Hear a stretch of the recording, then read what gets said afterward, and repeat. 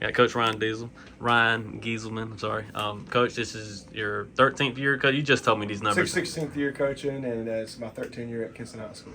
And you've had success here. You've obviously state championship is the ultimate goal, and you've reached the finals one year, and you're always putting great teams on the field. How do you think your legacy as a coach is going at Kinston so far? Well, I mean, I think what I my staff and I have been able to do is keep football relevant. I think before I got here, 3-4 years before I got here, Coach Holly was here, and then Coach Anderson, who brought me here. They help make football relevant, because if you talk about Kinston, you're talking about basketball. But I do think that in some conversations around Kinston, that football does get mentioned, and I do believe that we're relevant. And one of the teams talked about in the East, and like I said, yes, we've got tasted being in the state championship 2 times since I've been here, and it's definitely something we want to be that first staff, that first team in Kinston High School history to put a ring on our finger and play that last game in December and win that game, and it's definitely one of our goals. But more so, I think we've done a great job of getting kids to buy into our program, work hard, and we've had quite a few guys leave here, go to the next level, be successful, graduate from college, successful people in the world. And then we are fortunate. We still do have we have one guy still in the NFL playing. He played last night for the Texans, and then Jay Artis is out playing professionally in the Arena Football League right now. And obviously, you make an impact on these kids on the field, off the field. But as a competitor, how much does wins and losses keep you up at night?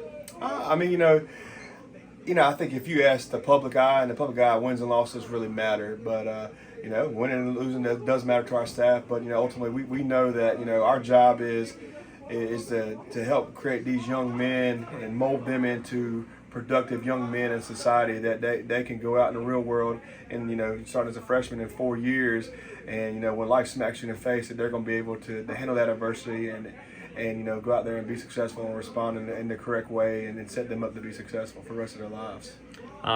This upcoming season, you've lost a lot of guys from last year, a lot of key guys like Messiah, Giggets, and the list could go on.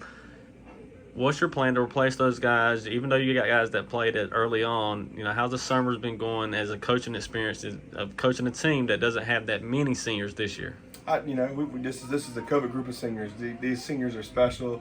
They stuck it out, through COVID. They could have folded the tent a long time ago, and they've been here grinding. And the few that we do have, they are leading us. But like you did say, we are going to be young. Our youth has responded well this off season in training, and through our first scrimmage on Wednesday. If you ask our coaching staff, we're probably we have more youth on the field than we do upperclassmen, and that's definitely bright for the future. But the spotlight's going to be on this year, and it's all about how they respond to that spotlight being on them. One thing I love about you, Coach, you build a great coaching staff every year. When y'all take that coach team picture every year, it's lined up. It's almost like you got a starting 11. How important is that to you? Because throughout the years, I've seen Mike Jenkins, I've seen Tom Vermillion, the list goes on and on and on. How important is you to build that good group? Yeah, I think one thing is, if you look at our core group, we've been able to keep a consistent group together, and I think that's big for our guys in our program.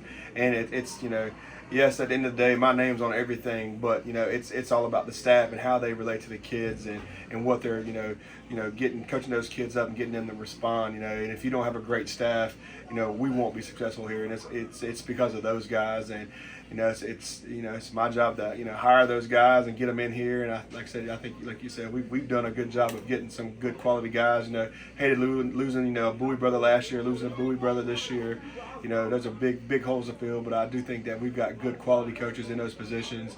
And like I said, Coach Million, he's always going to be on the sideline. Coach Jenkins is always going to be around. They're great mentors to have. And like I said, it's